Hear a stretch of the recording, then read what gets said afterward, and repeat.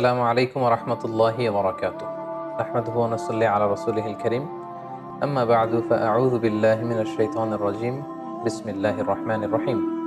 হুদ আলাইহিস সালাম কুরআন আল কারীমে উল্লেখিত ২৫ জন নবীর মধ্য থেকে অন্যতম একজন নবী, যিনি সাইয়েদনা নূহ আলাইহিস সালামের ৫টি জেনারেশন পরে আদ জাতির কাছে প্রেরিত হয়েছেন। এবং সাইয়েদনা হুদ আলাইহিস সালামের নামে আল্লাহ তাআলা কালামুল্লাহ মাজিদে কুরআন আল কারীমে একটি সূরাও ডেডিকেট করেছেন, সূরাতু হুদ। এটি কুরআন আল কারীমের ১১ নম্বর সূরা। আল্লাহ তাআলা ইরশাদ করছেন, ওয়া ইলা আদিন আখাহুম হুদা, আমি আদ জাতির কাছে হুদ আলাইহিস সালামকে প্রেরণ করেছিলাম। এই আদ জাতি আহকাফ এলাকায় বসবাস করত, যেটি সূরাতুল আহকাফে আল্লাহ তাআলা আমাদেরকে জানিয়েছেন। আল্লাহ ইরশাদ করছেন, ওয়াজকুর আখা আদিন ইয আনযারা কওমাহু বিল আহকাফ। হে নবী, আপনি কুরাইশদেরকে আদ জাতির কাছে প্রেরিত হুদ আলাইহিস সালামের ঘটনা আপনি তাদেরকে শোনান, যিনি আহকাফবাসীদেরকে সতর্ক করেছিলেন। আহকাফ এলাকায় অবস্থিত আদ জাতির কাছে আল্লাহ তাআলা হেদায়েতের বাণী দিয়ে হুদ আলাইহিস সালামকে প্রেরণ করেছিলেন। এখন আমরা জানার চেষ্টা করব যে এই আহকাফ এলাকাটি কোথায়। এই আহকাফ এলাকাটি বেসিকলি অ্যারাবিয়ান পেনিনসুলার একেবারে সাউদার্ন মোস্ট এলাকাতে পার্টে অবস্থিত, অর্থাৎ একেবারে দক্ষিণাঞ্চলে। আধুনিক যেই ম্যাপ, এই ম্যাপের হিসেবে যদি আমরা বলি, তাহলে ইয়ামানের হাদারামাউত শহর এবং ওমানের মাঝামাঝি একটা এলাকাকে আহকাফ এলাকা বলা হয়, এবং যেটিকে কালামুল্লাহ মাজিদে ইরামও বলা হয়েছে।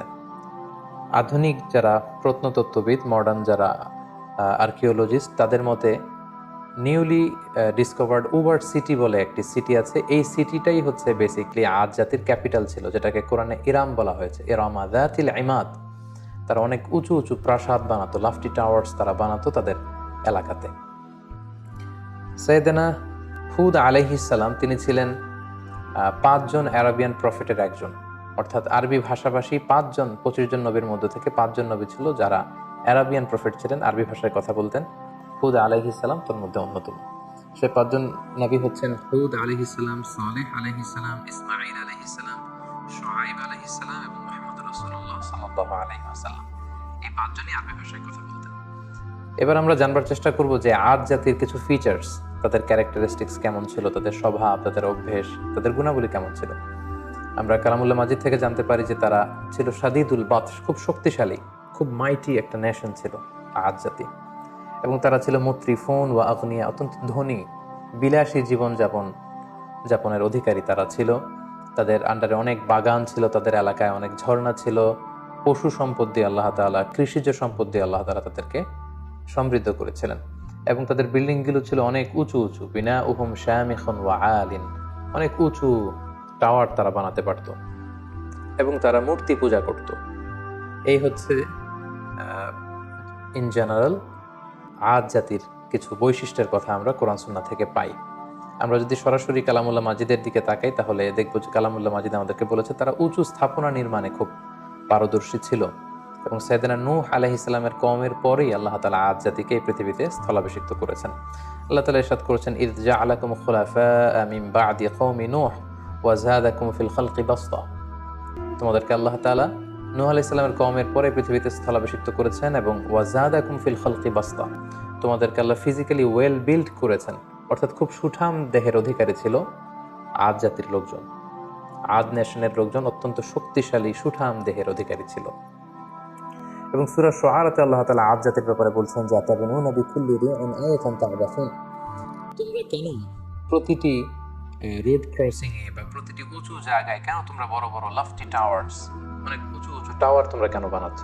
ওয়া তাত্তাখিযুনা মাসানিআ লাআল্লাকুম তাখলুদুন, আর তোমরা বড় বড় রয়্যাল প্যালেস বানাও, রাজপ্রাসাদ বানাচ্ছ, এবং তোমরা ভাবছো এই প্রাসাদগুলোই তোমাদেরকে পৃথিবীতে চিরকাল বাঁচিয়ে রাখবে, তোমরা চিরকালের জন্য পৃথিবীতে প্রাসাদের মধ্যে থাকতে পারবে, এমনটি তোমরা ভাবো। ওয়াইদা বাতাসতুম জাব্বারিন, আর যখন তোমরা অ্যাটাক করো কোনো জাতিগোষ্ঠীর উপর, তোমরা ভয়ঙ্কর ভাবে অ্যাটাক করো, খুবই আগ্রাসী মনোভাব নিয়ে অ্যাটাক করো। অর্থাৎ আদ জাতি খুব দুর্ধর্ষ একটা জাতি ছিল, তারা আশেপাশের অন্যান্য জাতির উপর অত্যাচার চালাতো, তাদেরকে যখন অ্যাটাক করতো খুব মারাত্মক ভাবে তারা অ্যাটাক করতো। এবং সূরাতুল ফজর আল্লাহ তাআলা ইরশাদ করছেন, ইরামা যাতিল ইমাদ আল্লাতী লাম ইউখলাক মিসলুহা ফিল বিলাদ, তাদের আবাসস্থল ছিল ইরাম এলাকায়, যেটাকে আমরা বলেছি বিশাল আহকাফ রিজিয়নের মধ্যে আদ জাতির ক্যাপিটাল ছিল এই ইরাম, যেটাকে আধুনিক সময়ে মডার্ন আর্কিওলজিস্টরা এটাকে উবার্ট সিটি বলে, যেটাকে বলছে উবার্ট সিটি, এটাই ছিল বেসিকলি আদ জাতির ক্যাপিটাল বা রাজধানী। এবং সেখানে জাতিল ইমাদ, তারা বড় বড় স্থাপনা নির্মাণে খুবই পারদর্শী ছিল। আল্লাতি লাম ইউখলাক মিসলুহা ফিল বিলাদ, এরকম বড় বড় কনস্ট্রাকশন, এরকম বড় বড় স্থাপনা পৃথিবীতে অন্য কোনো জাতিগোষ্ঠীর মধ্যে তৎকালীন সময়ে দেখা যেত না, যেটা তারা তাদের এলাকাতে এই স্থাপনাগুলো করেছিল। এবং সবচেয়ে বড় ব্যাপার হচ্ছে যে তারা খুব অহমিকা বোধ করতো, অহংকার করতো, এটা নিয়ে খুব একটা বোস্টফুল ভাব তাদের মধ্যে ছিল, একটা ইন্টালিজেন্স ছিল, একটা প্রাইড ছিল যে আমরাই সেরা, আমরাই সবচেয়ে বড়, আমাদেরকে শেষ করে দেওয়ার মতো কেউ নেই, যেটা সরাসরি কোরআন কোট করেছে। আল্লাহ তাআলা ইরশাদ করেছেন ফাআম্মা আদুন ফাস্তাকবারু ফিল আরদ, আর আদ জাতি পৃথিবীতে অহংকার প্রদর্শন করেছিল বিগাইরিল হক, অন্যায়ভাবে তারা নিজেদেরকে অনেক বড় বলে মনে করত, বড়ত্বের ঘোষণা দিত খুব বেশি বেশি। ওয়াকালু মান আশাদ্দু মিন্না কুওয়া, আর তারা বলতো আমাদের চাইতে শক্তিশালী আবার কে আছে, we are the mighty nation, আমরা হচ্ছে এই পৃথিবীর মধ্যে সবচাইতে শক্তিশালী জাতি, আমাদেরকে হারিয়ে দিতে পারে, আমাদেরকে ধ্বংস করে দিতে পারে, আমাদেরকে নিশ্চিহ্ন করে দিতে পারে এমন কোনো শক্তি পৃথিবীতে জন্ম নেয়নি। এভাবে তারা বুক ফুলিয়ে অহংকার প্রকাশ করত। আল্লাহ তাআলা বলছেন আওয়ালাম ইয়ারাউ আন্নাল্লাহা আল্লাযী খালাকাহুম হুয়া আশাদ্দু মিনহুম কুওয়া, ওরা কি দেখে না যে আল্লাহ তাআলা তাদেরকে সৃষ্টি করেছে, তিনি তাদের চাইতে অনেক বেশি শক্তিশালী। ওয়া কানু বিআয়াতিনা ইয়াজহাদুন, কিন্তু তারা আমার নিদর্শন থেকে মুখ ফিরিয়ে নেয়, তারা অস্বীকার করে। তাহলে ওভারঅল আদ জাতির ব্যাপারে এই তথ্যগুলো আমরা কালামুল্লাহ মাজিদ থেকে পেয়ে থাকি। তো এই জাতিগোষ্ঠীকে অহংকার ছেড়ে দিয়ে, এই দাম্ভিকতা ছেড়ে দিয়ে, এই বড়ত্ব ছেড়ে দিয়ে তারা যেন তাওহীদের দিকে ফিরে আসে, শিরকের চর্চা ছেড়ে তারা যেন এক আল্লাহর দাসত্বে বা ইবাদতের দিকে ফিরে আসে, এজন্য আল্লাহ তাআলা সাইয়েদনা হুদ আলাইহিস সালামকে এই জাতিগোষ্ঠীর হেদায়েতের জন্য তিনি আদ জাতির কাছে প্রেরণ করেছেন। এবং সাইয়েদনা হুদ আলাইহিস সালাম ওনার সর্বোচ্চ টুকুন দিয়ে পুরো জাতিগোষ্ঠীর মাঝে তাওহীদের দাওয়াতকে তিনি পৌঁছে দিয়েছেন। সূরাতুল আরাফ আল্লাহ তাআলা ইরশাদ করছেন ওয়া ইলা আদিন আখাহুম হুদা, আমি আদ জাতির কাছে তাদেরই একজন ভাই, অর্থাৎ তাদেরই একজন লোক হুদকে নবী হিসেবে প্রেরণ করলাম। আমরা জানি যে কালামুল্লাহ মাজিদে প্রতিটি জাতিগোষ্ঠীর ক্ষেত্রে আমরা দেখেছি ভিনদেশী কোনো লোককে আল্লাহ তাআলা নবী হিসেবে অ্যাসাইন করেননি, কখনো করেননি, বরং তাদের গোষ্ঠীর মধ্য থেকে, তাদের নেশনের মধ্য থেকে, তাদের কোনো সাব ট্রাইবের মধ্য থেকে তিনি একজনকে তাদের হেদায়েতের জন্য তিনি সিলেক্ট করেছেন, যিনি তাদেরকে জান্নাতের সুসংবাদ দিবেন, জাহান্নাম থেকে ভীতি প্রদর্শন করবেন। এবং হুদ আলাইহিস সালাম সেটাই করেছেন, তাদের মধ্য থেকেই তিনি নবী হিসেবে এসেছিলেন। এবং সব নবীরা যে তাওহীদের দাওয়াত দিয়েছেন, সাইয়েদনা হুদ আলাইহিস সালাম সেই তাওহীদের দাওয়াতই তার জাতিগোষ্ঠীর কাছে তিনি পেশ করেছেন। তিনি বলেছেন ইয়া কওমি আবুদুল্লাহ মা লাকুম মিন ইলাহিন গায়রু আফালা তাত্তাকুন, হে আমার জাতিগোষ্ঠীর লোকেরা তোমাদের কি হলো, কেন তোমরা এক আল্লাহকে রেখে দিয়ে এত এত মূর্তির ইবাদত করছো, আফালা তাত্তাকুন, তোমরা কি আল্লাহকে ভয় করবে না? এটা একটা কমন দাওয়াত ছিল সব নবীদের, সব নবীরাই এক আল্লাহর দাস আমাদেরকে বানানোর জন্য পৃথিবীতে এসেছেন। আমরা যেন হাজার হাজার রবকে ছেড়ে দিয়ে, হাজার হাজার মূর্তিকে ছেড়ে দিয়ে, পৌত্তলিকতা ছেড়ে দিয়ে আমরা যেন এক আল্লাহর বান্দায় পরিণত হতে পারি, এটাই ছিল সব নবীদের মিশন এবং ভিশন। পাশাপাশি আমরা জানি যে আদ জাতি খুব শক্তিশালী একটা জাতি ছিল, তাদেরকে আল্লাহ তাআলা অনেক নাজ নেয়ামত দিয়েছেন। তো সাইয়েদনা হুদ আলাইহিস সালাম এই নাজ নেয়ামতের কথা স্মরণ করিয়ে দিয়েও তাদেরকে তাওহীদের দিকে দাওয়াত দিয়েছেন। তিনি বলেছেন ওয়াযকুরু ইয জাআলাকুম খুলাফা মিন বা'দি কওমি নূহ, অর্থাৎ হে আমার জাতিগোষ্ঠী, তোমরা কি দেখছো না যে নূহ আলাইহিস সালামের পরে আল্লাহ তোমাদেরকে পৃথিবীতে সম্মানিত করেছেন। নূহ আলাইহিস সালামের কওমকে আল্লাহ তাআলা মহাপ্লাবন দিয়ে ধ্বংস করেছেন। সো তারা তো তোমাদের অ্যানসেস্টর ছিল, তোমাদের পূর্বপুরুষদের কি ভাগ্যে কি ঘটেছে এটা তো তোমরা দেখেছো। সো এটা দেখেও তোমরা কেন শিক্ষা নেবে না? এবং ওয়াজাদাকুম ফিল খালকি বাসতা, আল্লাহ তোমাদেরকে সুঠামদেহী করেছেন, শক্তিশালী করেছেন। ফাযকুরু আলা আল্লাহি লাআল্লাকুম তুফলিহুন, ফলে আল্লাহ তাআলা তোমাদেরকে যে নেয়ামত দিয়েছেন এই নেয়ামতগুলোকে তোমরা স্মরণ করো, আল্লাহর নেয়ামতের শুকরিয়া করো। এইভাবে তিনি দাওয়াত দিতে লাগলেন। পাশাপাশি তিনি বোঝাতে চাইলেন যে তোমরা যতই পাপ করো না কেন, যতই অন্যায় করো না কেন, আল্লাহর তওবার দরজা, রহমতের দরজা এটা তোমাদের জন্য খোলা সব সময়। The door of Allah is open for you 24/7। যে কোনো সময় তুমি ইস্তেগফার করো, তওবা করো, শিরক থেকে ফিরে এসে এক আল্লাহর ইবাদতে মনোনিবেশ করো, আল্লাহ তাআলা তোমাদেরকে ক্ষমা করবেন। এবং সেটাই তিনি বললেন ইয়া কওমি ইস্তাগফিরু রাব্বাকুম, হে আমার জাতিগোষ্ঠীর লোকেরা তোমরা আল্লাহর কাছে ক্ষমা চাও। সুম্মা তুবু ইলাইহি, আল্লাহর দিকে ফিরে আসো, come back to your lord. ইউরসিলিস সামা আলাইকুম মিদরারা, তাহলে আকাশ থেকে আল্লাহ তাআলা রহমতের বাড়ি বর্ষণ করবেন।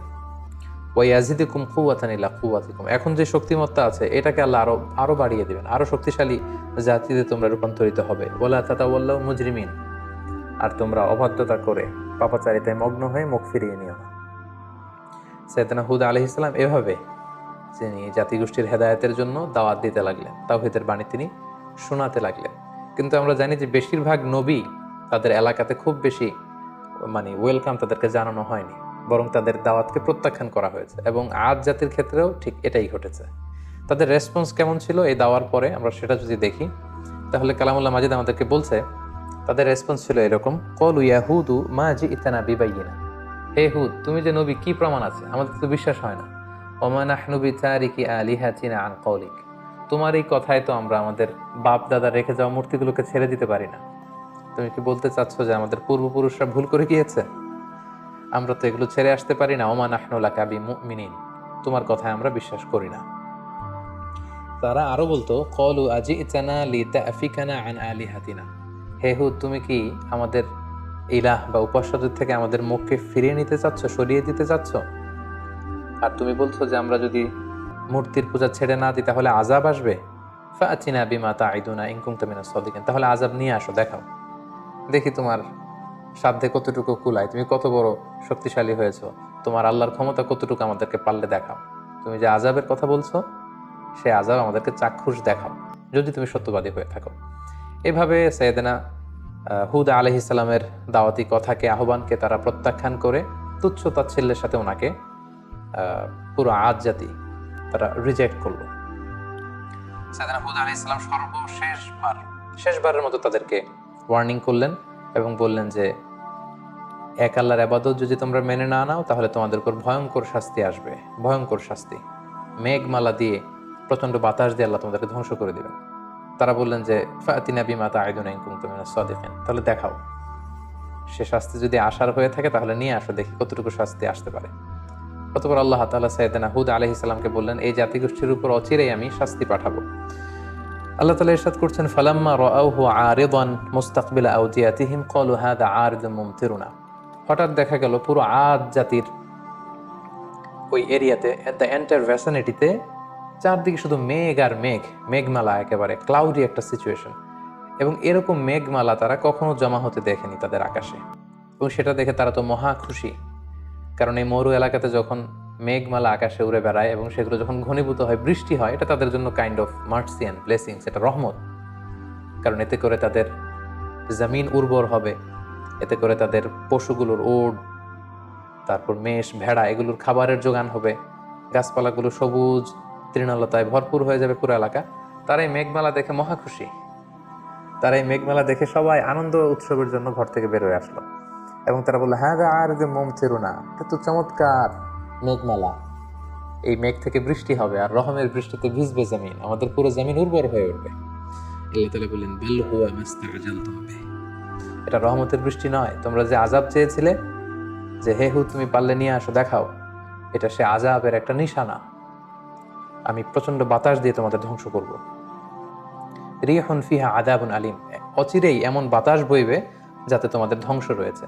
ঠিকই সাইয়েদনা হুদ আলাইহিস সালামের যে ওয়ার্নিং পুরো জাতিগোষ্ঠীর জন্য তিনি দিয়েছিলেন যে আল্লাহর ইবাদত যদি তোমরা না করো, মূর্তি পূজা যদি তোমরা না ছাড়ো, এই শিরকের অন্ধকার রাস্তা ছেড়ে তোমরা যদি আলোর পথে না আসো, প্রচন্ড আযাব তোমাদেরকে পাকড়াও করবে। সে আযাব আল্লাহ তাআলা পাঠালেন।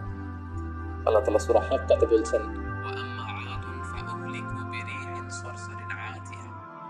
প্রচন্ড ঝঞ্ঝা বিক্ষুব্ধ বাতাস আল্লাহ তাআলা পাঠালেন, violent wind storm with cold wave, প্রচন্ড শৈত্য প্রবাহ, প্রচন্ড ঠান্ডা ঝড়ো হাওয়া। তারা যখন বাইরে বের হয়ে আসলো, প্রচন্ড গরমের মধ্যে থেকে হঠাৎ করে ওয়েদারটা টার্ন করে ঠান্ডা হতে লাগলো। ঠান্ডা হতে হতে প্রচন্ড ঠান্ডায় পুরো এলাকার মধ্যে প্রচন্ড শৈত্য প্রবাহ শুরু হয়ে গেল এবং প্রচন্ড ঠান্ডা ঝঞ্ঝাবায়ুতে, এই ঠান্ডা ঝড়ো হাওয়াতে এলাকার লোকজন আর বাইরে অবস্থান করতে পারলো না, সকলে ঘরের ভেতরে চলে গেল। এবং আল্লাহ তাআলা বলছেন, সাখখারাহা আলাইহিম সাবআ লায়ালিন ওয়া সামানিয়াতা আইয়াম, টানা 7 রাত 8 দিন এই প্রচন্ড শৈত্য প্রবাহে পুরো এলাকাটাকে আল্লাহ নাস্তানাবুদ করে দিলেন। প্রত্যেকটা মানুষ প্রচন্ড ঠান্ডায় তারা যে যেখানে ছিল প্রত্যেকের ঘরে সেখানে মৃত্যুবরণ করলো। হুসুমান ফাতারাল কওমা ফিহা সারআ। আল্লাহ তাআলা বললেন, নবী হে, আপনি যদি তখন থাকতেন, আদ জাতির উপর এমন ভায়োলেন্ট উইন্ড স্টর্ম আমি পাঠিয়েছি শৈত্যপ্রবাহের সাথে, পুরো নেশন ওয়াইড ডিস্ট্রাকশন ছিল সেটা।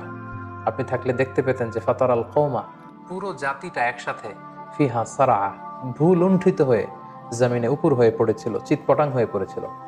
তাদেরকে দেখলে আপনার মনে হতো কান্নাহুম আজাজু নাখলিন খাওয়িয়া, এগুলো যেন কেমন যেন ভেঙে যাওয়া খেজুর গাছ। অনেক খেজুর গাছ আছে অনেক দিন পুরনো হয়ে যাওয়াতে এটা ভেঙে মাটিতে লুটিয়ে থাকে, ভুলুণ্ঠিত হয়ে থাকে।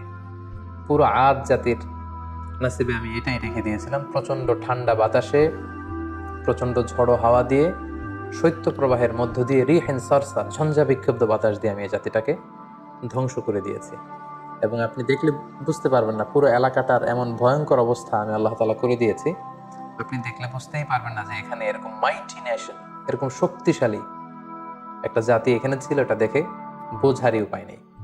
সম্মানিত শুধু ঠিক এভাবেই এই পৃথিবী থেকে এরকম একটি মাইটি নেশনের বিদায় ঘটেছে আল্লাহ তাআলার অবাধ্যতার কারণে, অহংকার প্রদর্শনের কারণে। সেদিন হুদ আলাইহিস সালামের আনিত এই দাওয়াতকে প্রত্যাখ্যান করবার কারণে পুরো জাতিগোষ্ঠীকে আল্লাহ তাআলা ধ্বংস করে দিয়েছে। এই হুদ আলাইহিস সালামের পুরো জীবনী থেকে আমরা কি শিখতে পারি? আমরা যদি কিছু লাইফ লেসন এখান থেকে নিতে চাই, তাহলে আমরা প্রথমেই বলবো, এক নম্বর যেটা আমরা শিখতে পারি যে আল্লাহ তাআলা যদি আমাদেরকে কোনো নেয়ামত দিয়ে থাকেন, আমাদের কৃতজ্ঞ হওয়া উচিত, গ্রেটফুল হওয়া উচিত, শুকরিয়া জ্ঞাপন করা উচিত, শুকরগুজার হওয়া উচিত। তাদেরকে আল্লাহ তাআলা বাস্তাতান ফিল খালক, সুঠামদেহী বানিয়েছেন, শক্তিশালী বানিয়েছেন, বড় বড় টাওয়ার বানানোর সুযোগ করে দিয়েছেন, প্রতিপত্তি দিয়েছেন, শান শওকত দিয়েছেন, কিন্তু তার বিপরীতে এগুলো শুকরগুজার তারা হয়নি। আল্লাহ তাআলা শুকরিয়া না করে তারা সেখানে অহংকার প্রদর্শন করছিল, নিজেদের বরত্বের ঘোষণা দিচ্ছিল। সো এই শিক্ষাটি আমরা নিতে পারি, আল্লাহর কোনো নেয়ামত পেলে যেন আমরা নেয়ামতের শুকরিয়া করি। আল্লাহ তাআলা বলছেন, লা ইন শাকারতুম লা আযীদান্নাকুম ওয়া লা ইন কাফারতুম ইন্না আযাবি লাশাদীদ। যদি তোমরা আমার নেয়ামতের শুকরিয়া করো, আমি আল্লাহ তাআলা এই নেয়ামতকে আরো বহুগুণ বাড়িয়ে দেব। আর যদি না শুকরি করো, তাহলে জেনে রাখো আমার শাস্তি বড় ভয়ঙ্কর। 2 নম্বর যে শিক্ষাটি আমরা পাই সেটা হচ্ছে আমাদের হিস্ট্রি থেকে শিক্ষা নেওয়া উচিত, অর্থাৎ ইতিহাস থেকে আমাদেরকে শিক্ষা নিতে হবে। একটা কথা বলা হয় এরকম যে ইতিহাসের সবচেয়ে বড় শিক্ষা হচ্ছে যে মানুষ ইতিহাস থেকে শিক্ষা নিতে চায় না।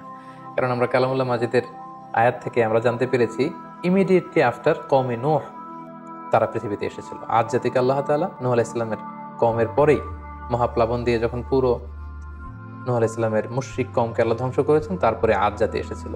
সো তাদের হাতের নাগালেই ছিল সেই ঘটনা, কিভাবে বন্যা হয়ে পুরো পৃথিবীবাসী শেষ হয়ে গিয়েছিল আল্লাহ তাআলার অবাধ্যতার কারণে। সো এটা ভুলে যাওয়াটা তাদের জন্য বুদ্ধিমত্তার পরিচয় ছিল না, বরং সেখান থেকে তাদের শিক্ষা নেওয়া দরকার ছিল। সো এটাও আমরা এখান থেকে শিখলাম যে ইতিহাস যেন আমরা ভুলে না যাই, আমরা যেন ইতিহাস থেকে শিক্ষা নিতে পারি। 3 নম্বর যে শিক্ষাটি আমরা এখান থেকে পেতে পারি সেটা হচ্ছে অহংকার এবং ঔদ্ধত্যের শেষ পরিণতি হচ্ছে ধ্বংস। আল্লাহ তাআলা তাদেরকে অনেক শক্তি দিয়েছেন, তারা অনেক শক্তিশালী একটি জাতি ছিল, মাইটি নেশন ছিল, কিন্তু তাদের অহংকার এবং অধ্যত্বের কারণে কিন্তু আল্লাহ তাআলা ধ্বংস করে দিয়েছেন। কারণ অহংকারকারীদেরকে আল্লাহ তাআলা কখনোই পছন্দ করেন না। হাদিসে কুদসিতে, সুনান ইবনে মাজায় একটি হাদিস এসেছে, হাদিসে কুদসি, সেখানে আল্লাহ তাআলা ইরশাদ করছেন, আল কিবরিয়া উ রিদাই, অহংকার হচ্ছে আমার চাদর, ওয়াল আযামাতু ইজহারি, আর বড়ত্ব হচ্ছে আমি আল্লাহর লুঙ্গি।